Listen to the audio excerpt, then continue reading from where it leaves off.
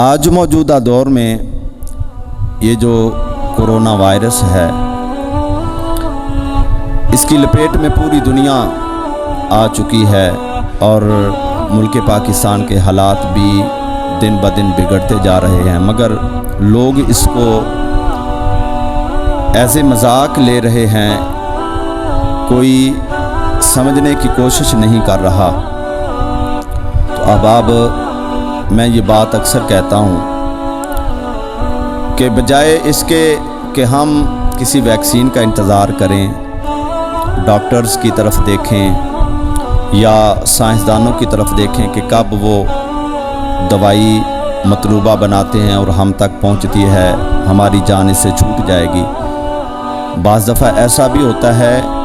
دوائی کھانے سے بھی مرض نہیں جاتا، ہم بار بار اس مرض کی دوائی استعمال کر رہے ہیں مگر مرض جاتا نہیں ہے۔ مگر جب اللہ کی مرضی شامل حال ہوتی ہے، خالق جب کرم کرنے پہ آتا ہے تو دوائی نہ بھی کھائی جائے پھر بھی مرض چلا جاتا ہے۔ تو بجائے اس کے کہ ہم کسی کی طرف دیکھیں، ہم اپنے خالق کی بارگاہ میں جھک جائیں، اپنے مالک کی بارگاہ میں حاضر ہو کے خلوص دل کے ساتھ، خلوص نیت سے ہم توبہ استغفار کریں۔ یقیناً ہمارا خالق ہم پہ مہربانی، یہ ہمارے اعمال ہی ہیں جو ہمارے سامنے ہیں، جن کی وجہ سے ہم ان مشکلات میں گھرے ہوئے ہیں۔ مسلمان جو ہوتا ہے اس کا بھروسہ ہمیشہ اپنے مالک پہ ہوتا ہے، اپنے خالق پہ ہوتا ہے۔ یہ جنگ بدر سے لے کے آج تک جہاں بھی اللہ نے ہمیں عزت سے نوازا ہے، وہ ہماری کثرت یا قلت یا کوئی ساز و سامان کے بنا پہ نہیں ہے، وہ خالق کی عطا کی بنیاد پہ ہے، وہ خالق کی مہربانی کی وجہ سے ہے۔ جب 313 جاتے ہیں تو صحابہ یہ نہیں کہتے کہ ہمارے پاس ساز و سامان ہے، ہمارے پاس یہ ہے، وہ کہتے ہیں کہ ہمارے ساتھ تو اللہ کے محبوب ہیں اور ہم خالق کی رضا کے لیے نکلے ہیں۔ جب اس کی رضا کے لیے نکلے ہیں تو پھر وہ جانے۔ احباب ذی وقار، ہم اللہ کی بارگاہ میں جھک جائیں تو یقیناً خالق آج بھی ہم پہ کرم نوازی کرے گا۔ میں یہ بات کہتا ہوں کہ جہاں پہ رحمت ہوتی ہے وہاں پہ زحمت نہیں ہوتی، یہ دونوں ضد ہیں آپس میں۔ اگر زحمت ہے تو پھر رحمت نہیں، رحمت ہے تو پھر زحمت نہیں۔ تو حضور نبی پاک صلی اللہ علیہ وسلم فرماتے ہیں، میرا غلام جو مجھ پہ درود و سلام پیش کرتا ہے تو خالق اس پہ رحمتوں کی بارش فرما دیتا ہے، اسے لاتعداد رحمتیں، جتنی وہ محبت سے پڑھے گا، جتنی عقیدت سے پڑھے گا، حتیٰ کہ حضور تو یہ فرماتے ہیں کہ اگر کوئی میرا غلام مجھ پہ اتنی محبت رغبت سے درود پاک پڑھتا ہے تو پھر فرشتے نہیں لے کے آتے، پھر میں خود اس کا درود سماعت کرتا ہوں اور میں جانتا ہوں یہ بیٹا کس کا ہے اور اس کے باپ دادا کے نام سے میں واقف ہوں۔ احباب، یہ ہمارے کریم لاجپال نبی صلی اللہ علیہ وسلم کی نظر عنایت ہے۔ بس ہمیں تو تھوڑا سا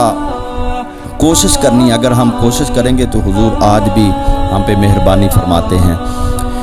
جہاں پہ رحمت ہوتی ہے وہاں پہ پھر زحمت نہیں ہوتی۔ یہ جو آج ہم دیکھ رہے ہیں ان دنوں میں علماء کرام کا اس جہاں سے جانا، جید علماء اور بڑے بڑے شیوخ الحدیث جو ہیں، بڑے مشائخ جو ہیں، وہ اس جہان سے رخصت ہو رہے ہیں، بڑی تیزی کے ساتھ جا رہے ہیں۔ تو یہ قرب قیامت کی نشانیاں ہیں۔ ہمیں اب بھی چاہیے کہ ہم اپنے مالک کی طرف رجوع کریں اور جو زندگی باقی ہے اپنے خالق کی بارگاہ میں اتنا جھک جائیں کہ خالق ہم پہ راضی ہو جائے۔ یہ جو آج ہمیں کہا جاتا ہے کہ درمیان میں فاصلہ رکھو، ہاتھ نہ ملاؤ، یہ جو کہا جاتا ہے، یہ اس پہ ہمیں عمل کرنا چاہیے، کیونکہ احادیث سے بھی یہ بات ثابت ہوتی ہے کہ حضور نے برس والے اپنے غلام کو کہا کہ تو پیچھے ہو جا، پیچھے کھڑا رہ، میں نے تیری بایت کو بھی قبول فرمایا اور تیری محبت کو بھی میں نے قبول کر لیا، اور لوگوں سے اسے میل جول سے حضور نے منع فرما دیا، بلکہ مدینہ طیبہ سے داخلے سے بھی منع فرما دیا۔ تو یہ حضور کا تعلیم امت کی تعلیم کے لیے تھا کہ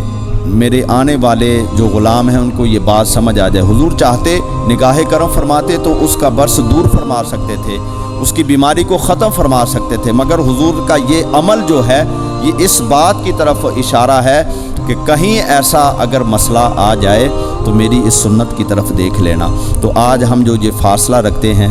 ہمیں کہا جاتا ہے یہ ہمیں اس پہ عمل کرنا چاہیے، اور اس لیے کہ ہم ایمان میں بھی بہت کمزور ہیں، ہم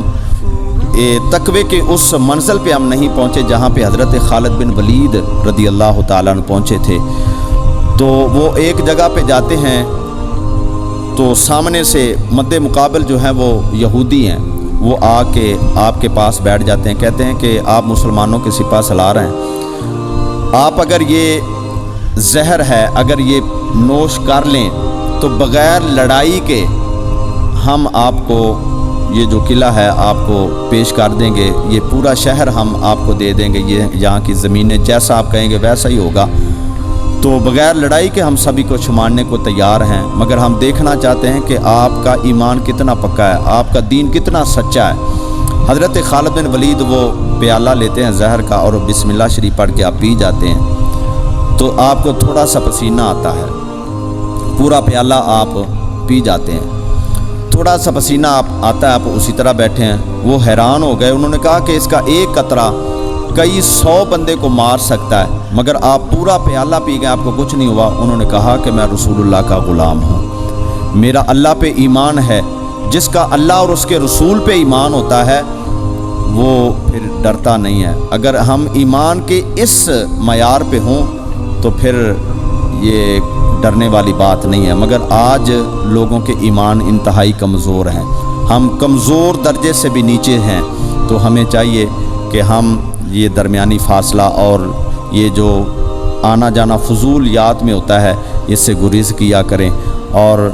یہ جیسے ہمیں ماہرین صحت کہتے ہیں ان کے اصولوں پہ ہمیں عمل کرنا چاہیے۔ دعا کرتے ہیں کہ خالق کائنات اپنے محبوب کریم صلی اللہ علیہ وآلہ وسلم کی کریم آل کا صدقہ ہمیں، ہمارے دوست و احباب کو، ہمارے رشتہ داروں کو اور ملک پاکستان کو اس موذی وبا سے بالخصوص عالم اسلام کو اللہ کریم نجات عطا فرمائے، آمین ثم آمین۔